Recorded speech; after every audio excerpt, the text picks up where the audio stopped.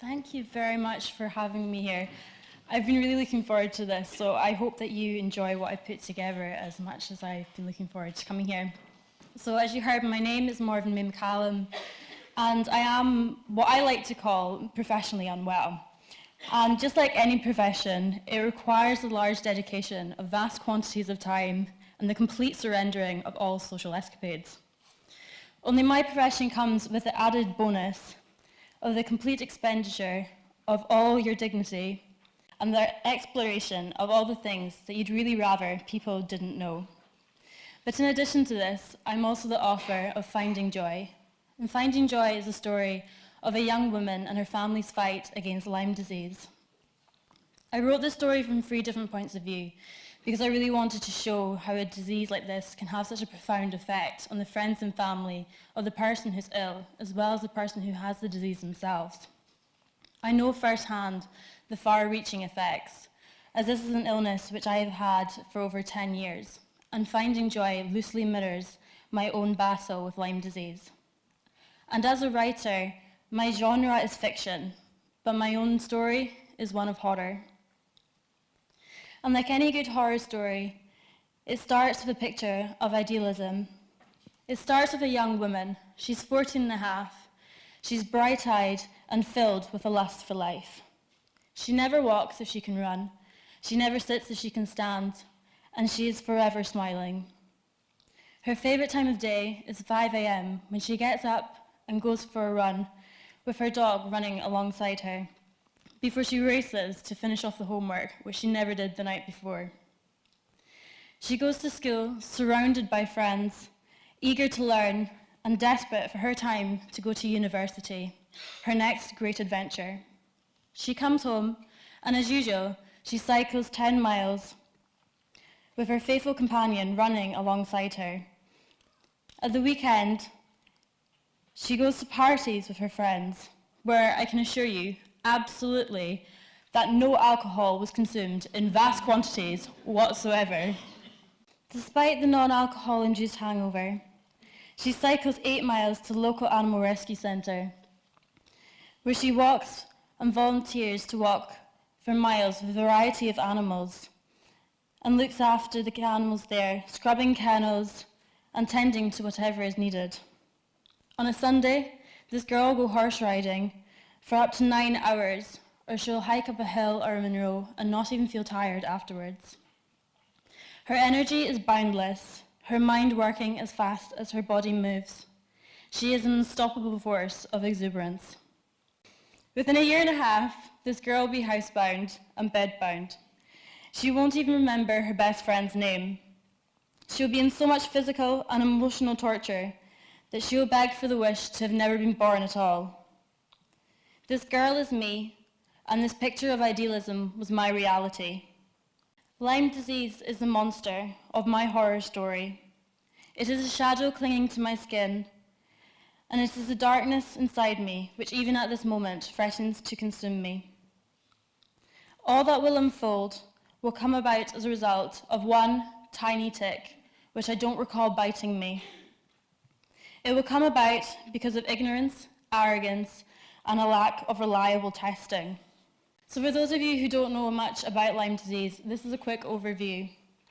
So Lyme disease is caused by a bacteria called Bordetella, which is a spiderkeet bacteria similar to that of syphilis, although far more intelligent and complex. It's the most common tick-borne infection in the Northern Hemisphere, and there are multiple strains of the bacteria. There is evidence that Lyme disease can also be spread through other vectors, such as mosquitoes, plagues, and horseflies. But there isn't enough evidence to say categorically that this is possible, but it's something that you need to be aware of. Lyme disease or the bacteria Bordetella, is thought to be the most complex bacteria known to man. It has been dubbed syphilis's dumb cousin. And ticks can also carry co-infections, which means that you can get several diseases within one bite. And often these co-infections can be far more detrimental to the patient than Lyme disease itself. The problem with this is that the NHS will not recognise or diagnose people with co-infections. So often people who have Lyme disease will receive treatment for the Lyme disease, but their symptoms will still be ongoing, and that is because their co-infections have not been addressed. So just a bit of information about ticks. They aren't actually insects, they're actually arachnids. They belong to the family of spiders, daddy longlegs, and mites. They have 4 stages, and they will feed throughout 3 of those stages, which is the nymph, adult, and larva stages. And they can be found at any time and at any time of year, but they are most active during the summer and spring months. Unfortunately, because of the way that our climate has been changing, ticks are becoming more active during winter, which means that people's risk of getting exposed to this infection is increasing. They can be as small as poppy seeds, which means it's very, very difficult for people to spot them on their skin, which is why I always recommend when people are checking themselves for ticks that they feel their skin, because your fingers are far more sensitive and they will pick up on things that your eyes cannot. Ticks also have an anesthetic in their saliva. They're fascinating, horrible little things, but they are fascinating. They have an anesthetic in their saliva, so you can't actually feel them biting you. They also have an anticoagulant, which means that the wound won't clot, and so that they can continue to feed undisturbed. They are delightful. So 10 years ago, Lyme disease was an illness which was and still is vastly underrepresented and unspoken about in the public. So at 14 and a half, when I developed a severe summer cold, we never thought anything of it. And when I returned to school and developed these seemingly innocent symptoms of stiffness in my neck, tiredness, pins and needles, upper back pain, pain in my joints and my bones, we never thought of Lyme disease. We'd never heard of it. We thought of a schoolgirl who's doing too much, who's pushing herself and taking on more work than what she should. We thought of growing pains, and we thought of heavy school bags. It never occurred to us that there could be an illness such as Lyme disease causing such symptoms. But as time went on, these insidious symptoms grew bigger than what my body could contain. I went from being someone who got up at 5 a.m. each day to someone who barely made the school bus. I go home each day and collapse on the couch from exhaustion. All the hobbies that I participated in slowly faded away as my strength waned. I started to lose my memory, and sitting in a room full of people that I'd known for nearly 5 years, I couldn't tell you anything about them. I couldn't tell you if they were friend or foe. I would find myself in the school corridors, completely unaware of how I got there, what day it was, what time it was, or what class I was meant to be in. I was functioning on autopilot, unable to take in any of the information around me. I struggled to speak coherently, and at times I struggled to speak at all. My bright brain and my bounding body were disintegrating before me. I was told that I had glandular fever, and when the test came back negative, I was told I had a viral infection. When that didn't resolve itself, I was told that I had a post-viral infection. By this time, I was 16 and had no choice but to drop out of school, because by the time I got home from school each day, I was so physically weak I couldn't walk. I was sleeping on average 18 hours a day, and what hours that were spent awake were spent in utter exhaustion. My application forms to attend university were cancelled, my school seemingly happy to forget my existence, and except for a few extraordinary people, so were all the friends that had once surrounded me. I was bounded about from GP to hospital to specialists, all of whom could find nothing wrong with me, and all of whom were utterly baffled by my dizzying array of symptoms, from numbness in my face and limbs to severe sensitivity to light, touch, and sound, twitching and rippling in my skin and my joints, extreme thirst, loss of sensation in my limbs, and agony in all parts of my body. The list literally goes on for pages. Eventually, I was diagnosed with ME and CFS, and I was essentially left to tend to myself. By this time, despite my best efforts, I was becoming increasingly bedbound. Everything that made me who I was, everything that made me human, was being taken by this disease. I'm extremely fortunate though, because my mother is a nurse, and she knew that there was something more than what the label of ME and CFS would imply. She devoted every free hour that she had to researching every disease that had any association with my symptoms, ruling them out one by one. But there was one disease which kept fitting into every single puzzle piece, and that disease was Lyme disease. Despite us being told by every single doctor and specialist that I saw that I could not categorically have Lyme disease, because I didn't live in an area where I could get tick bites, or because I didn't have a bullseye rash, or because the numerous tests I had for Lyme disease were all coming back as being negative. Even with the huge amount of evidence that my mother compiled to show how erroneous these statements were, the idea was still rejected. And instead, I was told that my illness was inside my head. I was told I was making it up and that my mother needed to back off. She needed to stop being so invested. I was told this because the doctors saw what was shown in the picture on the left. And they didn't believe me when I tried to describe to them what was shown on the pictures on the right. They didn't see the days of preparation which was required just for me to make the attendance of the appointment. And they didn't see the days of suffering that my attendance induced. All they saw was a slouched over teenager who slurred her words, took a long time to answer their questions.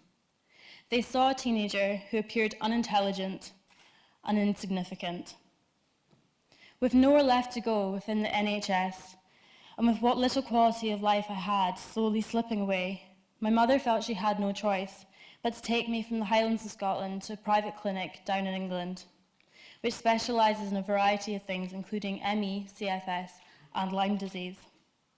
It was there that I was diagnosed with Lyme disease and co-infections, after the most thorough bodily examination I've ever had in my life. If you think airport security is bad, this has nothing on it, I assure you. And with my life and my medical history thoroughly examined and scrutinised, I was diagnosed with Lyme disease, which was further backed up with positive blood tests that had been sent to accredited laboratories in America and Germany. I've since been on around 7 years of treatment, and it's taken about 5 years to start to see any significant improvements in my health, which has felt quite a lot like this, I'm not going to lie. This treatment has involved huge doses of antibiotics administered orally and intramuscularly. It's also required countless supplements and herbal regimes, as well as oxygen therapy, which is why my overnight bag looks like this. It's not filled with shoes, I assure you. The treatment for Lyme disease is brutal. The infection causes a hurt reaction as you undergo the treatment. So essentially, when you start taking the antibiotic treatment, the bacteria dies and releases a flood of toxins into your body. These toxins become so numerous that your body cannot get rid of them quickly enough, and the person's body is effectively poisoned. This can cause a huge exacerbation of symptoms, resulting in patients often discontinuing treatment because the side effects are so severe and so terrifying and often dangerous.